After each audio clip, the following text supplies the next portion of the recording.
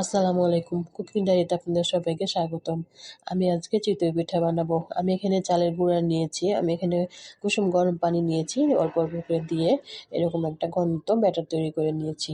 এখন এটাকে আমি ব্লেন্ডারের জারে দিয়ে এটাকে আমি ব্লেন্ড করে নিব। তাই হাত দিয়ে একটু নেড়ে চেড়ে নিলাম। এরপরে ব্লেন্ডারের জারে দিয়ে এটা বেটে নিয়েছি। এটাকে আমি বাটিতে দিয়ে দিলাম, দিয়ে দিচ্ছি স্বাদ মতো লবণ, দিয়ে এটাকে নেড়ে চেড়ে নিচ্ছি।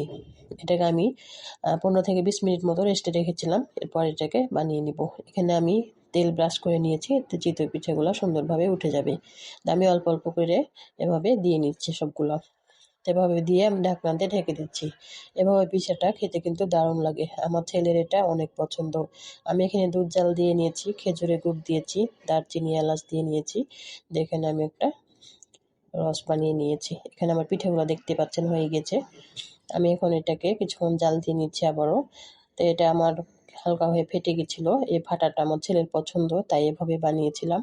তো পিঠাগুলোকে আমি একে একে দিয়ে দিচ্ছি, চুলা বন্ধ করে দিয়ে এভাবে আমি সবগুলো দিয়ে নিলাম। দিয়ে এটাকে আমি ঢেকে দিচ্ছি। এটা আমার আপনাদের সাথে শেয়ার করার আগে আমার ছেলেরা খেয়ে নিয়েছে। তো এটা ছিল, এটুকুনি আমি প্লেটে দেখাচ্ছি। তো আমার পিঠাটা কেমন লেগেছে আপনাদের কাছে অবশ্যই কমেন্ট করবেন। সবাই ভালো থাকেন। আল্লাহ হাফেজ।